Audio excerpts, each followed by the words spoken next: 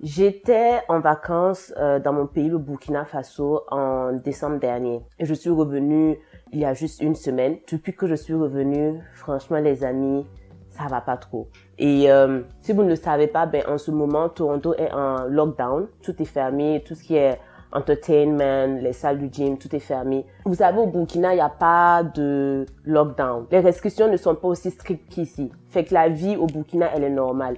Et chez moi, à la maison, il y a tout le temps du monde. C'est une maison qui est pleine. Et le fait de revenir ici, déjà dans le lockdown, dans le froid et dans la solitude, parce que je suis seule dans mon appartement, ça a été vraiment un retour très brutal. Donc, depuis une semaine, je suis dépressive, je me sens vraiment seule. J'ai décidé de faire cette vidéo parce que j'ai quelques messages pour toutes ces personnes qui vivent la même situation que moi.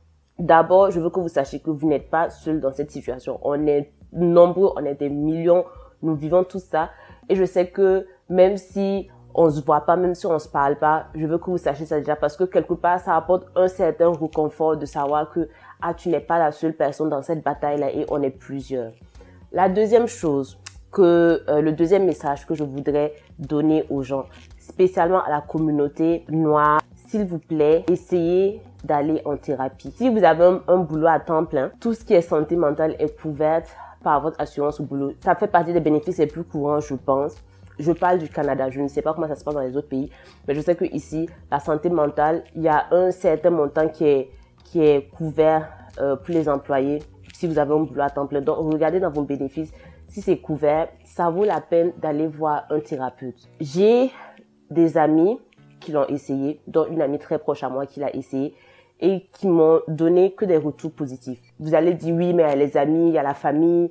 Enfin, si tu as des problèmes, pourquoi aller voir un étranger pour raconter tes problèmes? Je pense que souvent tu as besoin de parler à un professionnel, à quelqu'un qui n'est pas dans ta vie et qui a un regard extérieur pour apporter une solution beaucoup plus objective à tes problèmes. Et vous savez très bien vous-même que vous ne pouvez pas tout raconter à vos amis et à votre famille parce que vous avez peur de vous faire juger. Par exemple, si vous vivez cette dépression et cette solitude-là, un professionnel pourrait vous amener à explorer un peu plus en profondeur qu'est-ce qui cause ça en fait. Peut-être que pour vous c'est superficiel, mais peut-être qu'il y a un problème plus profond en fait. La thérapie, malheureusement, c'est une plaisanterie dans la communauté noire. C'est vraiment déconcertant à quel point nous ne prenons pas les problèmes mentaux au sérieux. Quand j'étais au pays, il y a ma cousine qui est venue me voir à la maison. Enfin, elle n'est pas venue me voir, il y avait une fête à la maison dont elle est passée saluer. Et là, je demandais d'après sa sœur. Elle m'explique que sa sœur a été internée parce qu'elle a des problèmes mentaux. Que tu sais, non, les problèmes de blanc là. Que parce que elle a vécu des choses difficiles et puis elle a pété les plombs donc on l'a internée. Et ma cousine qui a dit ça, elle est dans le corps médical. Pour vous dire, donc moi c'est quelque chose qui m'a choquée quand elle a dit ça. Donc j'ai commencé à lui dire, j'ai dit mais comment ça c'est des problèmes de blanc? Donc vous pensez que nous les noirs là, quelque part on est épargnés par les problèmes mentaux en fait? C'est pas un problème de blanc, c'est un problème de tout le monde. Bref, tout ça pour dire que si tu vois vraiment que ça ne va pas et que tu ne t'en sors pas, c'est le moment de songer à aller voir un thérapeute. Surtout en ce moment, vous ouvrez les médias, c'est la panique totale. Tout est mis en œuvre pour nous mettre dans un environnement de peur. En plus, il y a le confinement, comme vous le savez. Il y a beaucoup de choses qui font que ton mental en prend un coup. Est-ce que je pense que la thérapie, c'est réponse à tout? Non. Je ne pense pas non plus que c'est une solution miracle. Mais s'il vous plaît, les amis, s'il vous plaît, considérez la thérapie parce que ça peut vraiment vous aider.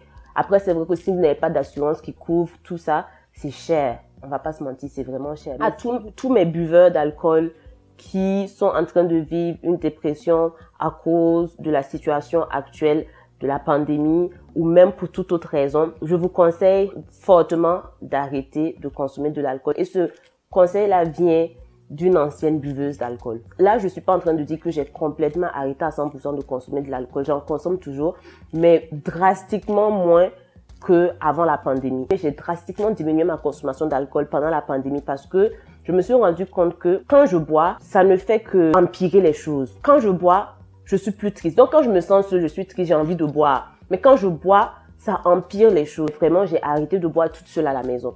Si je bois, c'est que je suis en compagnie de quelqu'un. Sinon, toute seule, j'ai arrêté ça parce que j'ai vu que vraiment l'alcool ne m'apportait rien de bon dans la vie. Moi, j'ai 28 ans, 29 ans en 2022. Je vois des gens qui ont dépassé, qui sont dans la trentaine, dans la quarantaine, qui boivent toujours hardcore, qui sortent, qui boivent, qui se saoulent. Moi, je les regarde, je me dis, mais waouh! Moi, à l'heure là, tellement l'alcool n'est même plus dans mon sang, quand je prends même quelques coupes de vin, le lendemain, c'est les maux de tête qui veulent me tuer. Et quand je vois des gens qui sont beaucoup plus âgés que moi, qui continuent de boire, comme s'ils avaient 19 ans, je me dis, waouh, vous êtes des guerriers. Moi, en tout cas, à 28 ans, j'ai réalisé que l'alcool n'apportait rien de bon dans ma vie. Et surtout quand je suis dépressive, c'est la pire chose à faire en fait. Donc voilà, en gros, c'est ce que je voulais partager avec vous les amis. Comme j'ai dit au début, franchement, vous n'êtes pas seuls. On est très nombreux à vivre des moments difficiles à cause de ce qui se passe. Vraiment, du fond de mon cœur, j'aimerais souhaiter bon courage à tout le monde.